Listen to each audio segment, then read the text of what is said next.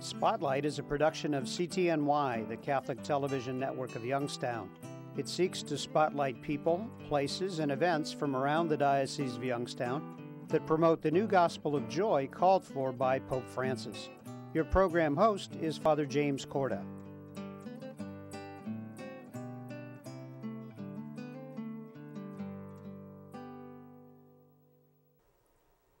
Hello and welcome to Spotlight. I'm Father Jim Korda. Today we're going to talk with Dana Balash, who is the sportscaster of WFMJ Channel 21. And Dana, it's such a pleasure to have you on the show today. It's good to be here, Father. Thanks for having me. You know, it's funny because before we started the show, I was talking with Brother Dominic and Bob, who are behind the scenes, about what am I going to talk about, because I am not a sports person, they are, and of course I hear it every morning. But let's talk a little bit about yourself, first of all, and then we'll kind of get into some of the work that you do. So tell the folks that are with us a little bit about yourself. Well, I'm homegrown. I was born in Youngstown, 53 years old. I grew up in Hubbard, Ohio. I went to St. Patrick's School for 8 years, K through 8, and then went to Hubbard High School following graduation in 1982. Went to Kent State for a year and a half. Kind of knew what I wanted to do when I was in high school. I was the yearbook editor, wrote for the school paper. Back then there were no TV stations in schools, so I did the morning announcements. Went to Kent State for a year and a half, transferred to Youngstown State, and was very fortunate to start working in radio at WFMJ Radio while going to school. I was doing high school games on radio, doing some newscasts. Radio was sold in 1990, so I was in that position for 5 years, and then I became a general assignment reporter from 90 to 91, and then the sports position opened and was able to get that position, do the sports at 6 and 11, and since 1992 or 1991, I've been doing that ever since, and really enjoy what I do. Meet a lot of great people and obviously cover a lot of big sporting events. Well, you know, you're a very familiar face to people who not only who watch Channel 21, but in the community as well. Let's go back to your earlier days. You started out in radio. What makes radio so important? I think nowadays a lot of people listen to the radio, and I think it's really a vehicle to really get some good information. I think Father Korda, back in when I was in radio, there was people at radio stations 24 hours a day, 7 days a week. And the format that our station was adult music, was the old-time big band music, and I thought people related to that. We would get phone calls. I was usually working the overnight shift where, you know, just monitoring things, and people would call us at 1, 2, 3 in the morning, and I think we were an avenue for people to talk to. They wanted to know, you know, what was going on in the world of sports or in the news or the weather, because again, back then there was no internet. Right. You know, there were 3 television stations only. So I think we were an avenue for people, senior citizens, people who were up at night to call and say, okay, you know, how are you doing, and that sort of thing. And you got to know people by their voice, you know, and there were many people that would call us at those late hours or early morning hours just to say hello and how was your day going. And that's I think was the important thing back then. Yeah. What does that tell you about people's need to kind of be in touch with other people, even though it's through the medium of the radio? You know, there's that whole sense that it's better for us to talk to someone one-on-one and face-to-face, but sometimes the only friend that someone has might be their radio or television. Well, I think people were lonely or lonely. People are by themselves. There's a lot of people even now who live by themselves, and I think they need that avenue. And I think back in your early 90s, people kind of knew that you were going to be there or someone was going to be there, and they listened to the radio, they heard your voice doing the weather or an update, so they would call you, and that would make you feel good because at 2, 3 in the morning you knew someone was listening. I also think, you know, people were getting up earlier, you know, at that time. You know, there were more steel mill jobs and so on and so forth, and I think, you know, we were just an avenue for them to say hello and be a friend to someone. I mean, some of the people that I talked to is I think, you know, you never met them in person, but you talked to them on the phone. And I think it was important for us, but I think it was more important for them. Yeah. You started out as a newscaster and then went into sports. Do you miss the news at all? Yes and no sometimes. You know, the last time I really put my news hat on was 9/11, you know, which was very tragic for this country and the world, and sports became secondary. But in our field of work, I encourage young people to be, you know, if you want to become sports, also get to learn weather and news. And at times on our station, for our morning shows on the weekend, they've had me fill in to do the morning show, which I feel very comfortable doing. You're known as a sportscaster, but I think when you have that versatility to do weather or do news, you know, people respect you more, and not more, but people know you're able to do that, and I enjoy doing that. I mean, it's a little different for me sometimes to do that. I enjoy it, you know, and I get calls about news stories. People will call me. Because they remember me from 20 years ago, you know, being a reporter and so on and so forth. So I miss it a little bit, but news is serious. You know, you're dealing with sometimes death and tragic. Sports is that lighthearted thing where you could kind of have fun with it. You know, it's, when you were talking, the word that came to my mind was entertainment. And I think that really is what it is, because oftentimes that's for us a big industry in this country, to be entertained, and especially through sports. Why is sports so important for us as Americans? Well, I think it's an outlet. I think when we, you know, and people always come, you know, they talk about news, and comments we get is all the news you put on is bad news. Right. Well, that's what news is. In this country, thousands of planes go up every day, but when there's that one plane that crashes, that's what news is. I think sports is an outlet because I think there's sports fans that are 5 years old and there's sports fans that are 95 years old. And we get calls all the time, you know, from senior citizens, again, who may not have cable, or don't know where the game is, you know, what channel's the game on. So I think it's an outlet for those people to be proud of this region, Northeast Ohio, Western Pennsylvania. And I think it's an outlet for them to maybe get away from the daily news activity, the crime that we have, the drugs that we have. And I really think it's an outlet for them to smile and be proud of what this region's all about, including Cleveland and Pittsburgh. Yeah. We've got about 1 minute left of our segment before we go into a break. Very briefly, we know that news has really gotten a bad hit nowadays. Just briefly make a statement about that, and we're going to talk a little bit more about that in our second segment. Well, I think news is what news is. Again, majority of news that we have probably is not positive, but people want to know what's going on. And there's a fine line where our assignment editors and our supervisors make that decision. We try to be positive, but sometimes that's not possible. We're going to take a quick break. Please stay with us. We'll be right back. My name is Sister Mary Claudina, and I run a home for abandoned children. I want to take care of children who have no parents, because luckily I come from a very loving family. There are 8 of us. And I remember when one of my cousins got sick, and she called my mom and said, "Mom, the doctor has said that I might not have too long to live. Will you please raise my 3 children for me?" I remember we had a meeting at home, and my dad called a meeting, and my mom was explaining to all of us. And my father said, you know, this powerful word, he said, "We already have 8. What is 3 more?" We learn to care for each other, to love each other, to fight among each other, to make up, to forgive, to just to be a family. And I think that's what I learned from home, and I wanted to share that with children who do not have that love and that opportunity just to know what a family is all about. What have you done for your marriage today? I gave my wife a hug this morning. I told her I love her. I did her hair this morning. I think it looks pretty good. I cooked my husband's favorite breakfast. I bought her an orchid. What have I done for my marriage today? I sent my husband a love email. I read the newspaper to my wife, and it cracked her up. But she's still laughing. What have you done for your marriage today? Make a change for the better. Need help? Go to foryourmarriage.org. A message from the Catholic Church. Welcome back to Spotlight. I'm talking with Dana Balash from WFMJ Channel 21. Dana, before the break, we were talking about news. I think news is so vital and so important, and the need for it to be so transparent as well. But it's fallen on hard times for a lot of reasons.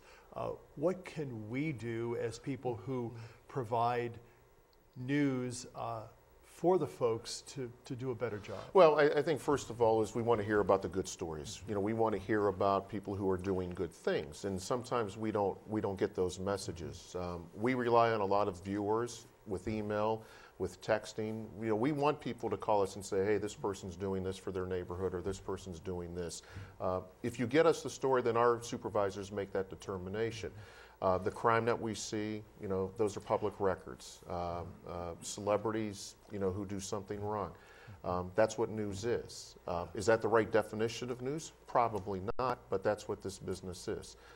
So that's changed, but you know, we want to hear good things. If we can put a newscast together with all positive news, that would be great. It would be wonderful. It's rare that it happens. It is rare. You know, some of the news, some of the national news, like once a week, devote a segment, usually their final segment, to some hero or some positive story, which I think is really important for us to kind of keep in the forefront, that news is not always bad. No, and I think that's where the community and the public has to be aware to say, okay, if this person's doing something good in school, or if this organization is doing something to help the underprivileged, we want to know that. But we want to know that before it happens, because after the fact, then, I mean, we're television, so we need the visuals to go with that. And Father, some people are apprehensive to do that. You know, and that's their decision to make, and we respect that. But many times, you know, we'll get a call after the fact of something that, you know, this person did this for the community. And my response is, you know, even in the sports world is, you know, well, let us know beforehand, because then we can do something with it. But I think when people get over that apprehension of promoting themselves or promoting their church or their organization, then I think it's all good. Let's talk about the community. You come in contact with a lot of people in the community. How important is that whole sense of having a positive relationship with the community, and how do you serve the community, but how does the community serve you? Well, I think first of all, when community members want to promote what they're doing positive, and again, when there's positives, there's negatives, and we have to draw that line to what we're going to report on. But I think this community has to be more positive. I think people in the community need to be more positive. Not to say they're not, but again, you know, we want to promote what's going on. Our relationship with community members, with sports figures, is something that, you know, we'll always have, that I will always have. I think that's important. The toughest thing for me is when there's a sports celebrity in this area that does something wrong. You got to report on it. That's our job, and that's very difficult for me sometimes. But I think they respect what I do. I respect what they do. As long as you're fair, then I think there's no issues. Let's talk about some of those sports people that you've come in contact with that have, for lack of a better word, influenced you or made you feel that what you're doing is really the right thing. Any people that stand out? I think one is former Major League umpire John Hirschbeck from Poland. Here's his wife and Denise and their two daughters. I mean, they lost two sons to a rare disease. And John is probably one of the most positive people that I've ever come in contact with. Now has the Magic of Michael Foundation, which helps underprivileged organizations and kids in this area. And I think has really, really stepped up. I mean, lost his first child, I believe, in the early 90s, one just a couple of years ago. Knew it was his son's dream for him to continue umpiring for that year. When his son passed away in April of 2014 or 2013, you know, took that year off, umpired a couple of more years because that's what his son wanted to do. And John was one of those guys who doesn't like the spotlight. But does a lot of stuff behind the scenes that really people don't know about it. And I think what he's done and the direction that he's taken that Magic of Michael Foundation and what that family has gone through is unbelievable. Yeah. When you experience those kind of events or those life moments, it really puts things in perspective, doesn't it? No question about it. I mean, you know, he is one of those guys where you know, his faith is very important to him, and that family, and those are difficult times for a family to lose one child and then to lose a second child, I mean, I wouldn't wish that on anybody. And certainly, you know, his faith, I think, has gotten him through all this, him and his family. Let's talk about family, too. You know, we talked about community. Family, your family, obviously, is extremely important. How does family come into play with your work and your vocation? Well, I think first of all, family is important. I mean, in our sense, I mean, we're all older a little bit now, so sometimes it's difficult to get everybody together on certain days. I mean, I think Christmas and Easter are the most times we're together. My immediate family, you know, I have a brother who is a priest and champion, so he's close. My mother's still living. Another brother in Hudson, one in West Virginia, and my sister's in Hubbard. So, you know, we try to get together, and I think that's important. Sometimes you can't make it, but when you're married, you know, you have to go. Right. You know, there's, you know, sometimes we're all together, sometimes we're not, but I think we all understand that, you know, the time we are together is special. Let's also talk about that whole element of faith, and I think in our final segment, we're going to talk a little bit more about that. We've got about 2 minutes left of this middle segment. Faith and sports, do those two go in hand at all? No question about it. There are prayer groups with Youngstown State football. Coach Pelini makes sure that's important. Coach Tressel at the time always made sure that the players had a chance to attend Mass or have a priest come in or a pastor or a religious person come in to speak to them. I think that's vitally important. I see that more and more now. I know when teams come to play in the Hall of Fame game in Canton, the churches up there, I believe, open up their doors for the teams to come in. I see a lot of priests now traveling with teams, whether it's parochial or non-parochial. Or public schools, and I think that's important. So I think when young athletes, girls or boys, have an opportunity to speak to someone, you know, when it comes to religion, I think that's important, and I think I'm seeing it more now in athletics probably than I've ever seen before. After a big game, you know, an interview person says, "Hey, I want to thank God for giving me this opportunity." So I think that's important, and I think when young people see their heroes do that, then they're going to follow suit as well. And we're going to talk more about that in a moment, but we're going to take a quick break. Stay with us. We'll be right back.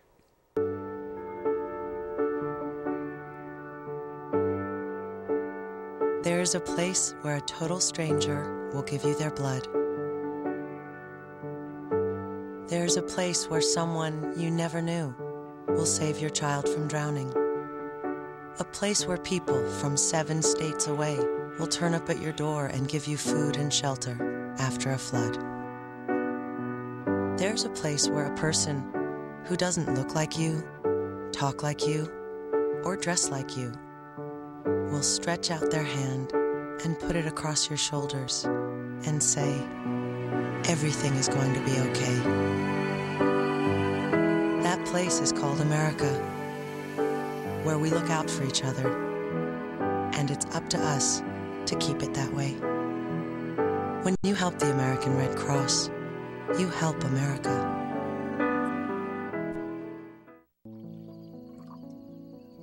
Whether it's passing on medicine, a blanket, or something as simple as a glass of water, that's how compassion works. And that's how Maryknoll works, hand to hand to hand. For nearly 100 years, Maryknoll's been passing on your help to the priests and brothers working in 26 countries around the world. Maryknoll, an American Catholic organization, dedicates 86 cents of every dollar donated to their programs, serving the world's poor and powerless. And that's how it works. Compassion flows from your hand to the hand of someone in need. Hand to hand to hand. That's Maryknoll. That's Maryknoll. That's Maryknoll. That's Maryknoll. That's Maryknoll. That's Maryknoll. That's Maryknoll. That's Maryknoll. That's Maryknoll. That's Maryknoll. Well, I've been volunteering for 18, almost 20 years. What I do is help the elderly in their homes so that they can stay in their homes. I think a lot of times the elderly in our society are forgotten, and that's unfortunate because they have so much wisdom to share. The other day she told me that every night when she goes to bed, she thinks about her little angel, when her little angel's going to come and check on her the next day. And that's me, yeah. Welcome back to Spotlight. I'm talking with Dana Balash from Channel 21. Dana, before our break, we were talking about faith. And faith really, I think, in all of our lives, whether we're Christian or Jewish or Orthodox, Protestant, whatever faith we are, or even no faith, that element really has to be there because there is some supreme being. There's someone greater than we are that hopefully helps us to put things more into perspective. Why and how is faith kind of managed or helped your life? Well, I think, first of all, I went to parochial school for 8 years, and at St. Pat's in Hubbard, and it was great. I think at that point you learn how important church is. I try not to miss. I try to go.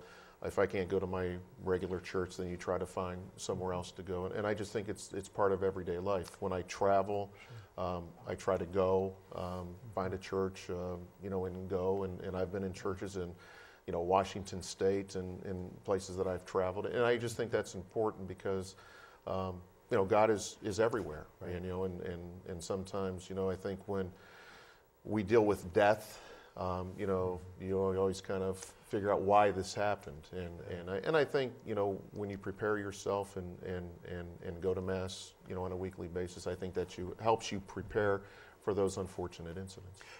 Before the break, you had mentioned celebrity sports figures who oftentimes, when something goes very right, they thank God first of all. Sometimes when that happens, people tend to think, well, that's really not true or that's not genuine. In your experience, do you find that to be genuine? Well, I do, because I think, first of all, for these sports celebrities, baseball, football, basketball, whatever sport, they have a great talent. Well, how did they get that talent? They got that talent through God. So I think, you're seeing it more now. In baseball games, you'll see batters go up to the plate. Even at the high school level, I'll see them make the sign of the cross. A quarterback throws a touchdown or a receiver catches a touchdown, the first thing they do is look up. Sure. So I think there's different signs.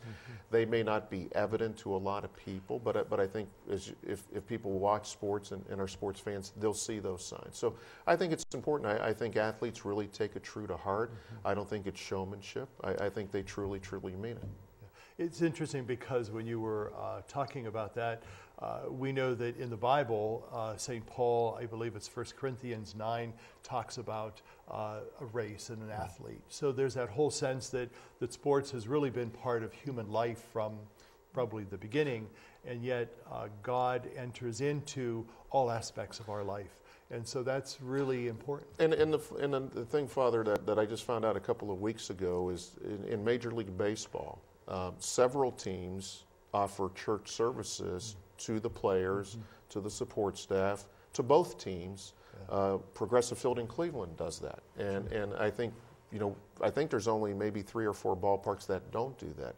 So, and I'm sure there's chapel services for other sports. So, and again, a lot of these players and athletes are playing on Sunday, right? And Sundays aren't what Sundays used to be. Exactly.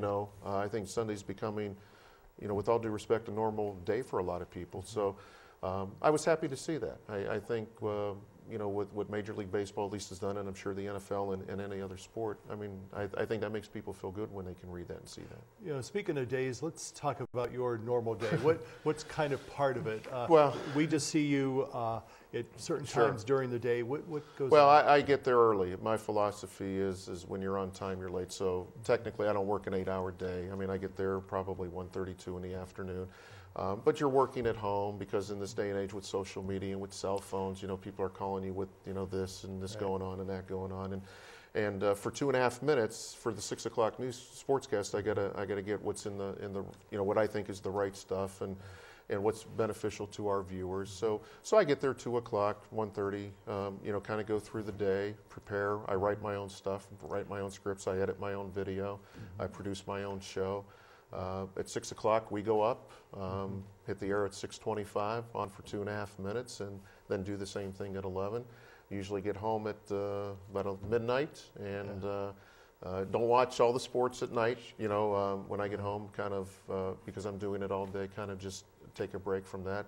Sometimes in the nice weather, go for a walk, but for the most part, it's a routine you're in.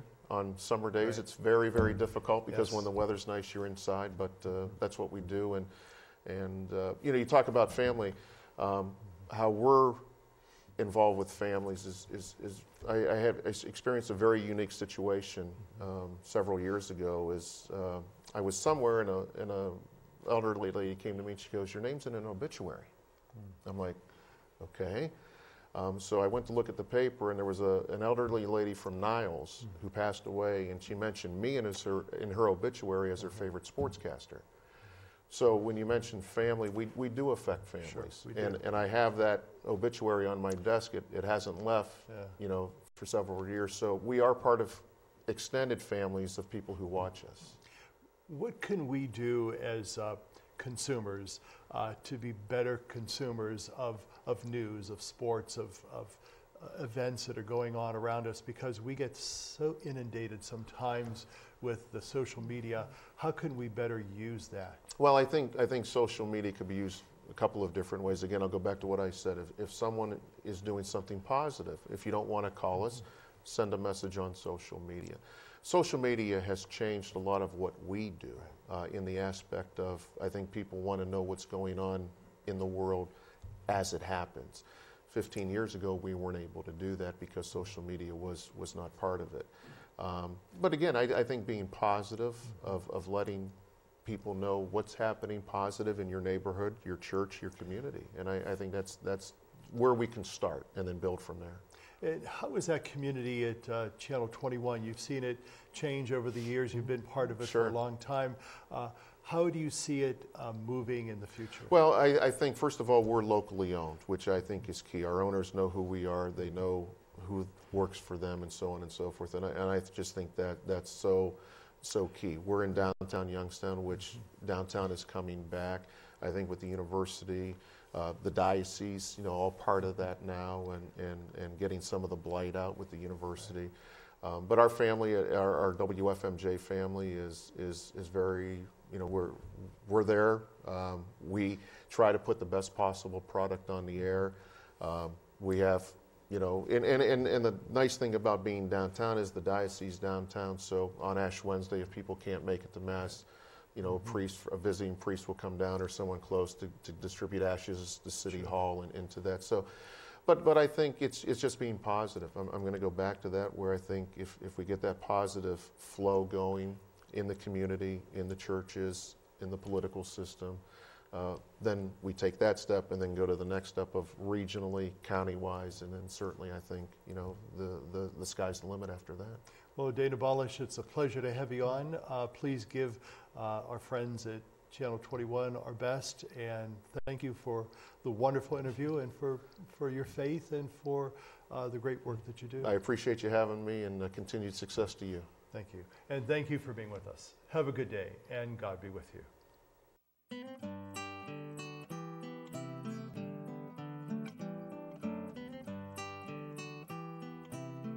Spotlight has been a production of CTNY, the Catholic Television Network of Youngstown. Your program host was Father James Korda.